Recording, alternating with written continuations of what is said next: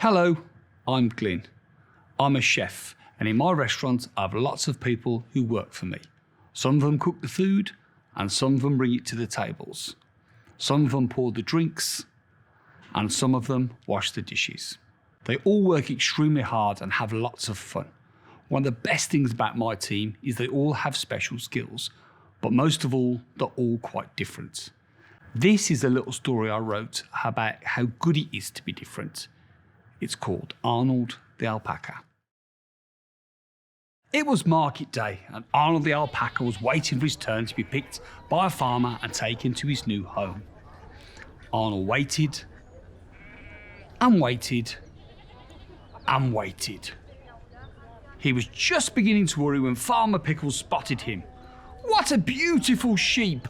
I must have him for my wool farm." Farmer Pickles was not only short in height, but also short in sight. He could barely see past the end of his nose, let alone far enough to spot one very important detail, that Arnold was not actually a sheep at all. Arnold loved his new home.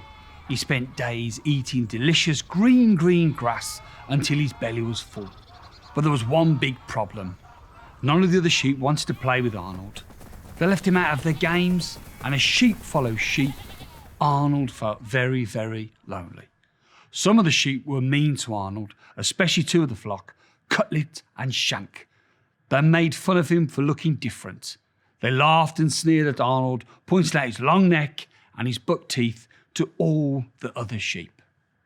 When nighttime fell, Arnold felt more alone than ever, and he just couldn't sleep. Even when counting sheep, it just didn't work like it was supposed to. One day, as the other sheep were grazing, Arnold saw something out the corner of his eye. It was a fox, low, slow and cunning, and it was looking for its tasty supper. "Fox!" cried Arnold. "Fox!" The other sheep ran away as fast as they could, but Arnold stood his ground. Without a second thought, he met the fox with an enormous kick. Wallop! The fox flew right into the next field, and the others looked on in amazement. "Thank you, Arnold. You saved us," yelled Shank. "Three cheers!" cried Cutlet. All the other sheep lifted Arnold up. He stretched out his long neck and grinned with his buck teeth. He never felt more proud. "We're so glad you're different," they all shouted. Farmer Pickles saw the whole thing and hurried over, rubbing his glasses with his hanky. "Well, I never," said Farmer Pickles. "You're much too brave and tough to be a sheep. You're not a sheep at all, are you? You're a beautiful alpaca." From that day on, Farmer Pickles gave Arnold the important job of protecting the sheep. But never again was a fox silly enough to come anywhere near the farm. Arnold realised it was okay to be different. He ate the grass and played with his friends forever and a day.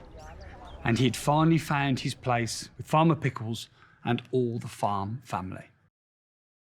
And that story was called Arnold the Alpaca, and I hope you enjoyed it. Wasn't Arnold a brave alpaca? And isn't it fantastic to be different? Well, it's even more important to be yourself. See you all again soon.